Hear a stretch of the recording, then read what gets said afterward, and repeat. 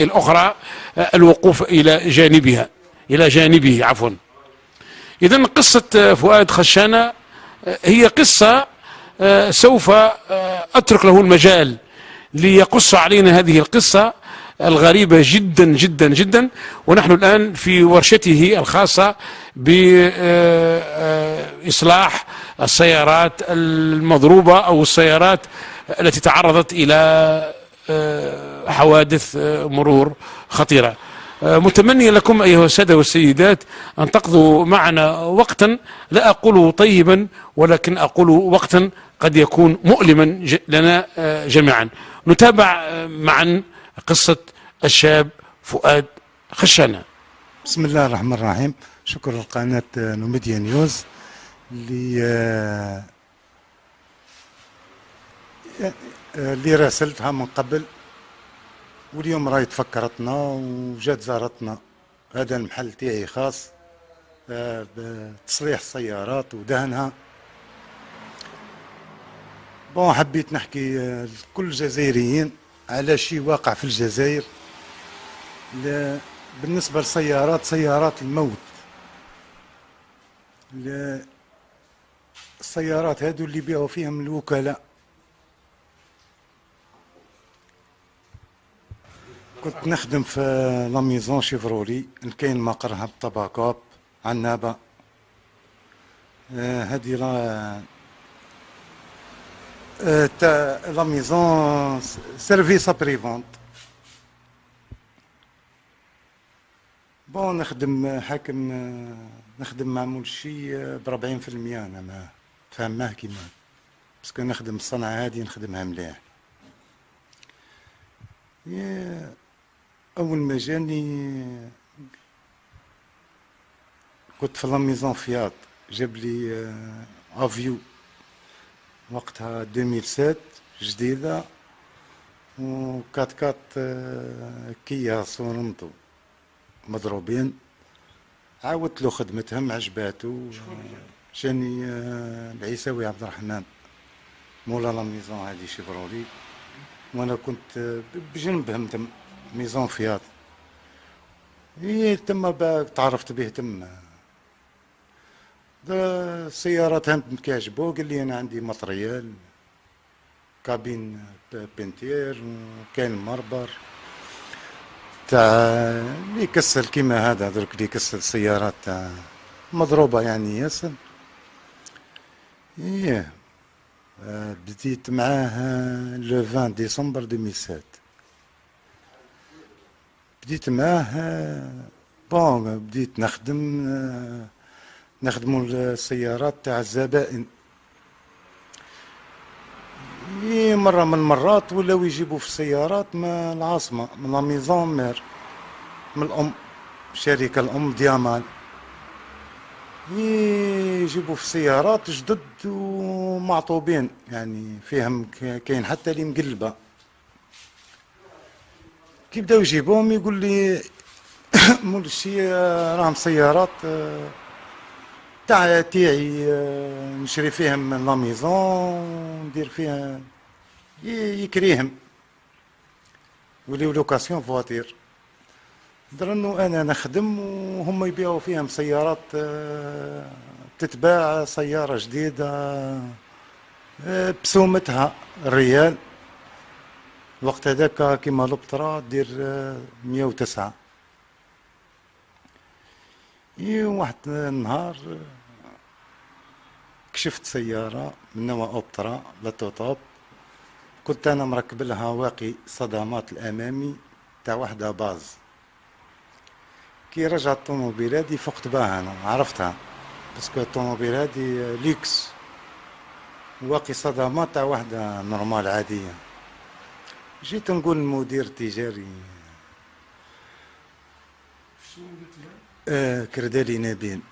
كردالي نبيل جيت نقول له كفاه السيارة مباعة وانتم تقولوا لي باللي هاد نكريو فيهم، وراي مباعة البلدية تاع سكيكدا. جيت سقسي الشوفير اللي جابها قال لي شارينها احنا بلدية سكيكدا. تفاجأت يعني وكفاه سيارة مقلبة تتباع. يعني عيطت له وقلت له ولدي انا خدمة دي ما نخدمهاش، ومن نهار اليوم اعتبر باللي راه نحبس. إيه، خمم قال لي في العشوة نهضروا نتكلموا.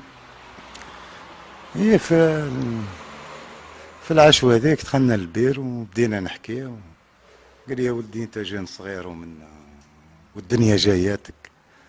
السيارات هاد رانا نشريو فيها من عند مع بي دي جي اللي يقولوا له سيرجيو غيرفيل. غيرفيل هو المدير العام لشركة دياما الأم. فرنسي الجنسية.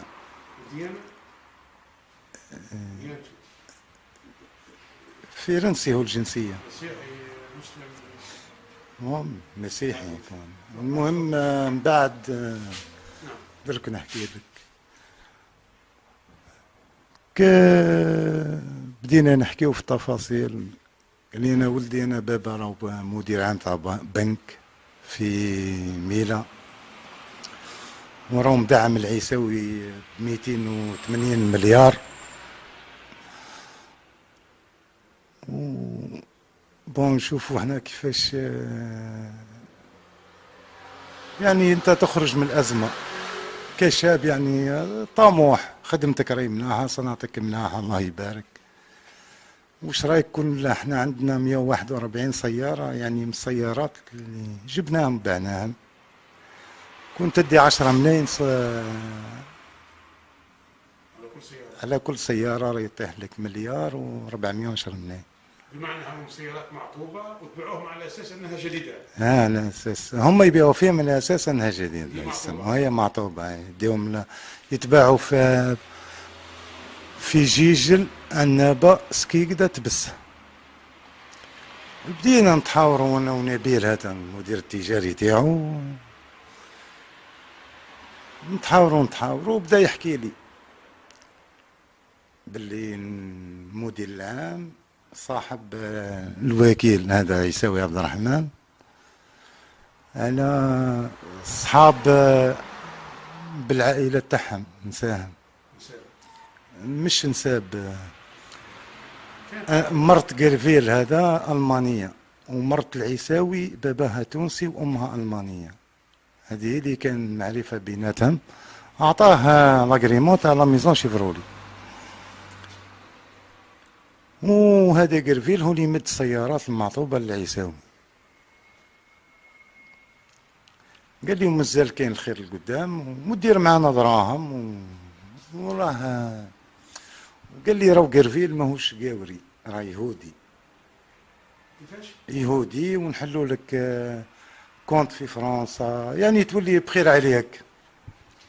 رفضت. كيف هذا نخدم سيارة تاع واحد يهودي ويبيعها ويشراها جزائري متباهى. بون كاين حتى اللي فيها البرس والشاصي مقيوس، كي تعود حاجة خفيفة نقولوا معليش ويديروا ريميز، بصح كاين اللي مضرورة خلاص ما تباعش. قول لي فؤاد وش الخطورة نتاعها؟ فيها خطر. فيها خطر، ماكش مصارح الزبون. كي هيك فيها سيارة معطوبة صح، خدمتها نظيفة وملاحة، وتروح تبيعها في لاجونس وتبيعها بسومتها. يعني فيها نوع من الغش والتصوير. فيها غش وفيها نصب وفيها احتيال. رفضت. مهما حاولوا صاير. المهم قلت لا ما نزيدش. لو 11 جوان كان نهار خميس، دخلت بها 9 تاع الصباح على 8 ونص. جاو اشخاص ما نعرفهمش، عيط لي العساس قال لي وين جو؟ جاو لطبع كوبل الورشة. الورشة. جاوني الورشة. فؤاد طولي هاني هنا، مرحبا بك. قال لك عندنا طوموبيل تجي تشوفها. جيت نخرج معاهم، نسمع غيرك إرهابي سلاح في راسي طيح في الدولة. الحصولي داوني المكان تاع جهاز أمن. كانوا سيفيل ولا يا كانوا سيفيل. وتما دخلوني يسيرونا عجنوا ضربوني. عذبوك؟ لا ما تعذبتش، واحد ضربني دبزة وواحد كوتيبي، واحد ضربني هنا وواحد ضربني واجنو. وبدا هكا يخلطك تخلطك دير. قلت له ما خلط، ماني ارهابي. كان الارهاب اللي تحكي عليه انا كنت من الناس اللي من الدفعه الاولى اللي راحت خدمت في الشيء هذا. لا انا كنت احنا يقولون سرايا تعبئه تاع 95 96، اول دفعه اللي طلعت مكافحه الارهاب، انا واحد منها. وين كيفاح الارهاب؟ في باتنا، في باتنا جبال الاوراز. وخرجت خدمت في الجروبمون تاع النبل، المجموعه الولائيه للدرك الوطني، كنت في البارك. يعني الناس تعرفني انسان نزيه نظيف كلش في عنابه انا. يبدا يهدر السيد هذاك. من بعد قال لي تخلط مع منا خلط، قال لي مع واحد. قلت له لا خلطت، بديت نفهم ابيبري وين حاب يوصل. قلت له خلطت مع العيساوي. قال لي اكتب مع بعد في البلاصه.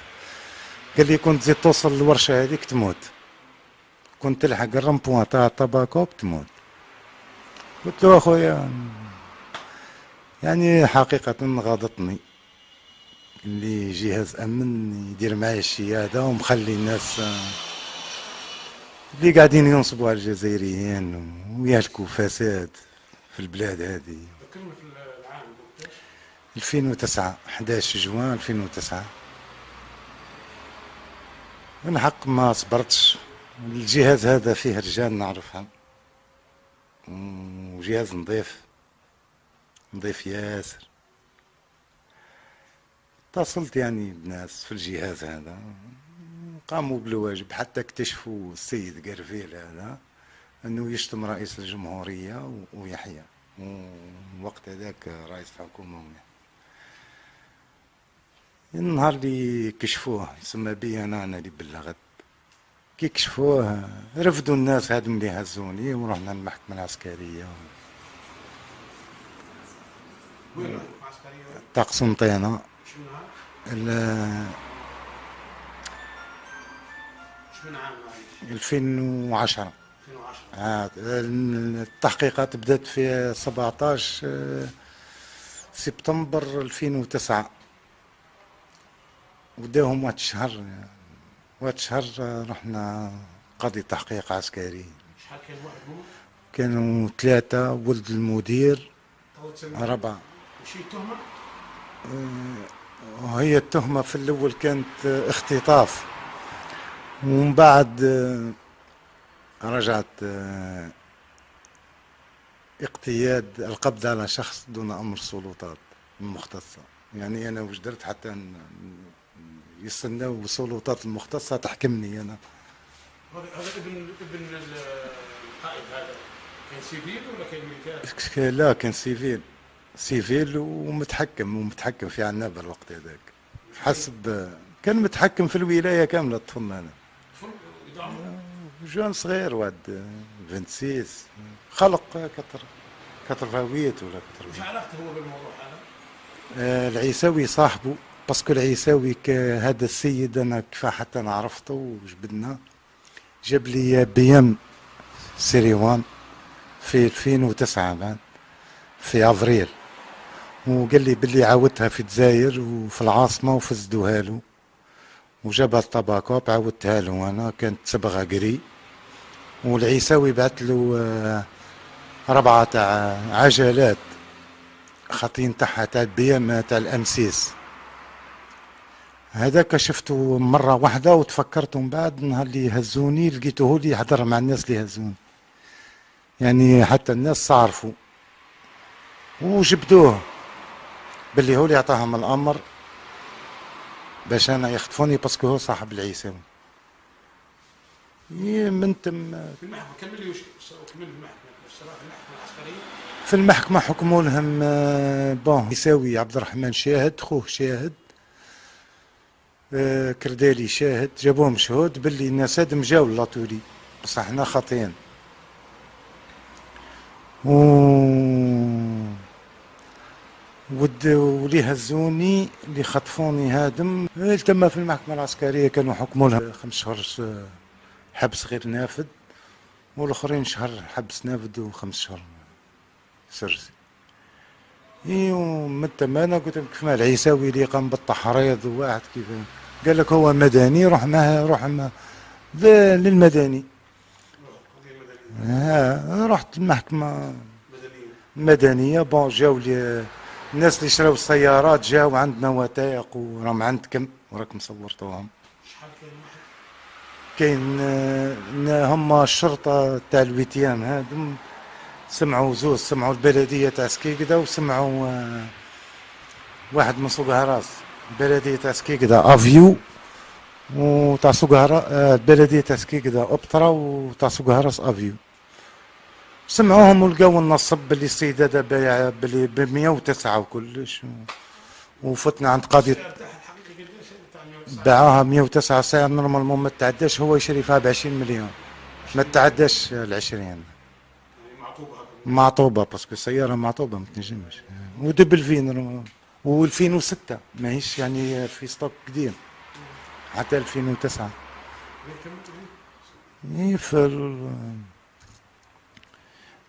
المهم جيت ورفعت شكوى هنا في المدني بعيساوي على التحريض وعلى النصب، يعني لقاو النصب، ولكن الانسان هذا في كل مرة براءة يدي. هذا العيساوي عبد الرحمن ما يجيش، لا ما جاش حتى لارونديسمون تاع لابوليس ما يتسمعش خلاص عمره ما تسمع، وخرج له بيلتا دو ريشيرش ورجع نورمال، ووقت اللي يحب هو اللي يسير. اخر مرة لما شارعنا في المجلس كان نورمال يعني امام القاضية يقول لها عندي فائض عمل كبير ما لقيتش وين نحطه، وكي عدنا خارجين قال لي للراي العدالة في الجيب والجيش نتحكم فيه والرايس ما يدير لك والو وانت. ويعني خرجت على هضرته صحيح، باسكو من بعد انا خفت هربت للطارف درت فلاحة كان حرض عليا ناس وبقى ورايا حتى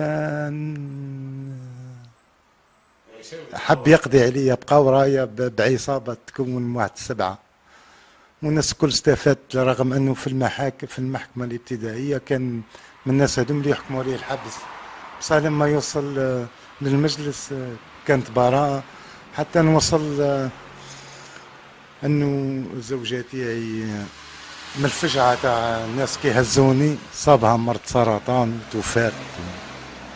توفات عام الاول 2012 في جوان. في افريل 2012 قبل ما توفى درنا عملية انتحارية في المجلس، والنائب العام يعني وافقوا حل تحقيق لكن ما كان والو رغم الأدلة. خلات زوز. وش أعمارهم؟ 6 و10. بكيت عليها؟ لازم تبكي. كانوا ضحية زوجتي؟ ضحية. حسيت بالحقرة؟ بيان سير تحس بالحقرة. جيت تدير في حاجة للبلاد؟ يا والا هذه. ربي معك. إن شاء الله. بعد الحكم والشرع؟ استفاد في كل مرة يستفيد من البراءة، وكلها استفادت من براءة من طرف قاضية واحدة. عدد الضحايا تاع السيارات كم سيارة كلها على المجموع؟ 141. هذه في مدة من 20 ديسمبر 2007 ل 11 جوان 2009 في مدة عام، وهذا السيد من 2004 ل 2005 هو راه يبيع.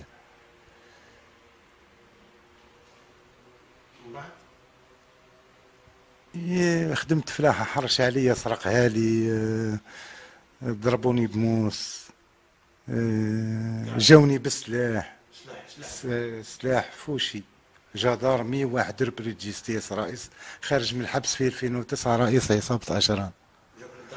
جاوني الأرض بمكحلة وهربت الهم، وجاني للدار ضربني بموس مع واحد، هذا عباد لي عمار. وسيرجون شيف تاع الجدرمية قصاد موسى، باسكو كان يخدم، كنت انا في الجروبمون نعرف، كان هو يخدم في الحجار. و- وين بعث ما اتصلتش اتص- اتصل، طلعت حتى المحل لوزارة العدل، وعندي باين في 9 سبتمبر، وقالوا لي نبعثوا لك اللجنة وما كان حد شيء.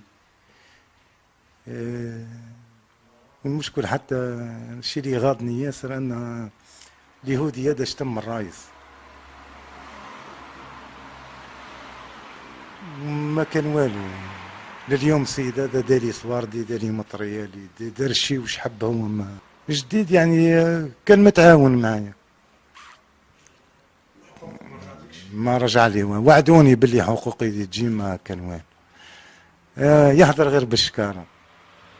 لا بريف لي قال لك العداله في جيبي، والرئيس ما يدير لي والو، والجيش يتحكم فيها. كي عاد هذا السيد، حتى الجيش عمره ما خدموش، ما عقبش حتى خدمه الوطنيه. نتاسفوا. برئيس المحكمة ولا بالسيد النائب العام؟ لا، اتصلت بالنائب العام، اتصلت برئيس المجلس، شخصيا؟ ندخلوا لها من نورمال. واش قالوا لك؟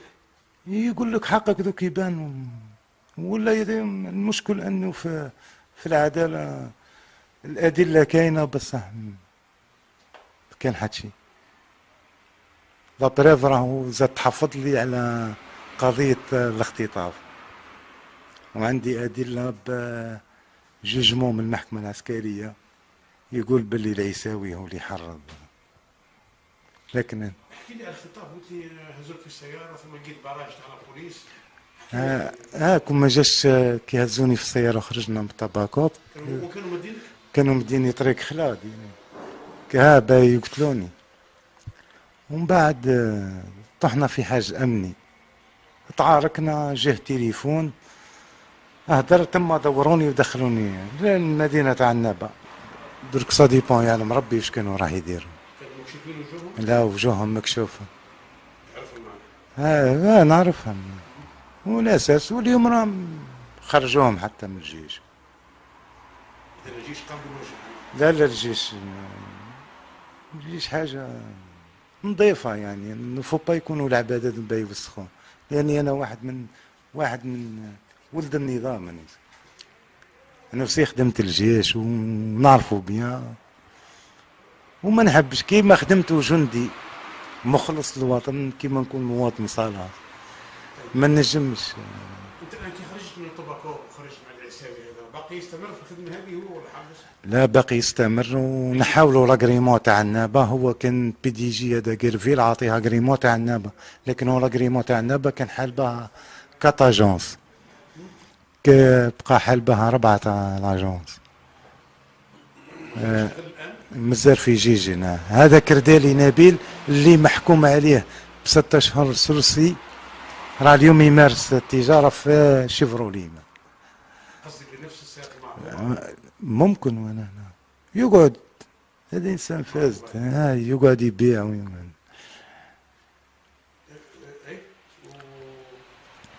وضح لنا شوي هذه سياده المعطوبه، منين يجيبوا فيها؟ يجيبوا فهم من فرنسا، من المغرب؟ دركا، هي يجيبوها من صديبون من الاوروب، تدخل هنا للجزائر. يعني تقول لي بعربيه اكسيدونتي؟ كي تتقلب هنا فوكسيمي، ولا تقلب في البابور، ولا يقيسها هي عطب، تدخل البارك ما ينجموش يبيعوها. بي دي جي كان يمدها للعيساوي بيناتهم. المشكل هذاك يدي تفتوفه تاع دينار، والاخر يديهم خضر، يديهم عمله صعبه. راه يدي لك الدينار منه، يدي عمله صعبه، يديها للخارج. وهرب هذا السيد رغم انه شتم رئيس الجمهوريه، راه هرب، خرج من الجزائر في النهار اللي تكشف فيه. تفضل. يعني انا ننصح الشعب الجزائري انه ما يروحش برك، سورتو وقت اللي يديروا لي ميزون هذوما لي كونستيسيونير، في الوقت اللي يقول لك ريميز، نفو با يشريو في الوقت هذاك، خاطر ممكن يبيع لك سياره اي كلها، ينجم يبيع لك سياره معطوبه غدوه كنت تكشفها وتروح تشكي، يقول لك انا وقت الريميز. يقول لك بعتها لك وقت رميز انا نحينا لك، يسمى تولي محتم عليك. بمعنى ان هذا المشكل مش غير في شوفرليه. لا لا، مشكل هذا راه على عام. ويعرفوا وش يشريوا سيارة، ما يشريوا سيارات الموت، لأن ولينا ما بقاتش ما يقولكش إرهاب طرقات ولا إرهاب مبيعات. علاش سميتها سيارة الموت؟ باسكو أنا نفهمها سيارة، نعرف لها في خدمتي، نعرف الحديد نتاعها. اسك السيارة تنجم تمشي بها 60 ولا تمشي بها 100. اليوم كثرت عندنا الحوادث، راهي 4500 قاتل. الجزائري يعرف يسوق، الجزائري راه 60 يتقلب، يمشي 60 تسمع السيارة تقلبت. دونك راهو في المبيعات. بمعنى ان السيارات المعطوبة هي السبب. هي سبب. حتى سيارة مش معطوبة، ما هي السيارة فيها كيما نقولوا لا كيما نقولوا بار اكزومبل السيارة هذه رغمها انها فولكسواجن وغولف ما تباعش هذه في الالمان، تباع عندنا احنا بشروط عالمية. هذا الشيء احسب انت كيف تسكت على قضية كيما هذه. يرحم والديك. شوف اليوم هذا السيارة هي نقولوا دارت الحادث، شوف الخسارة اللي راح تولي. بيس ديتاشي بالعملة صعبة، لاسيرونس راح تولي خسرانة على سيارة. كيف تلقى واحد بون نقولوا متهورين الشباب، بصح تلقى واحد ماشي 60 40 يدي ربي من ما دي ربي.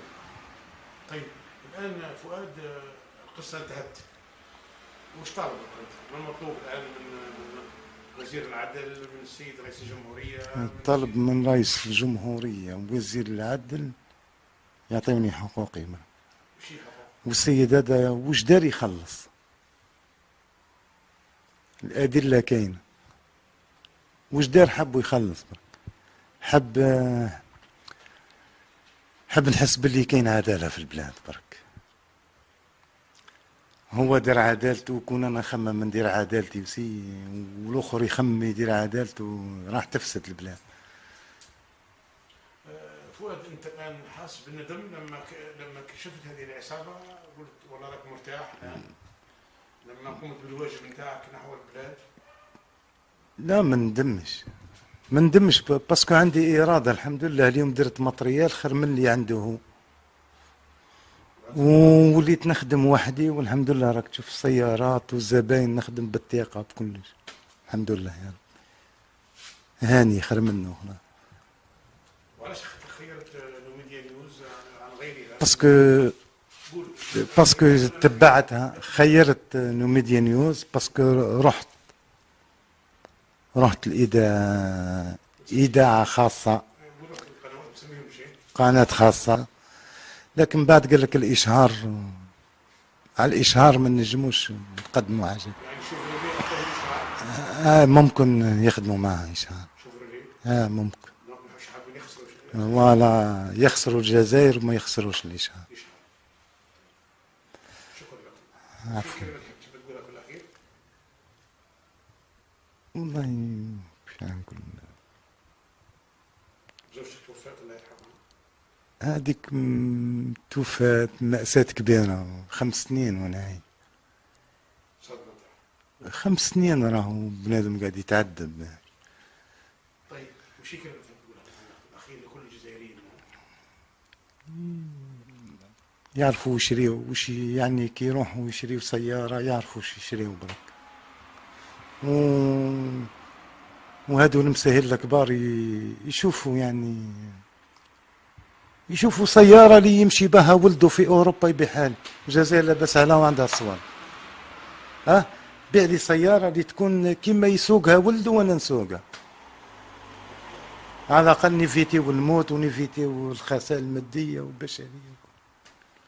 أعزائي المشاهدين، عندما استجبنا لنداء هذا الشاب فؤاد خشانة وجئنا إلى هذه الورشة وتحدثنا معه واستمعنا إلى ملخص عن هذه المأساة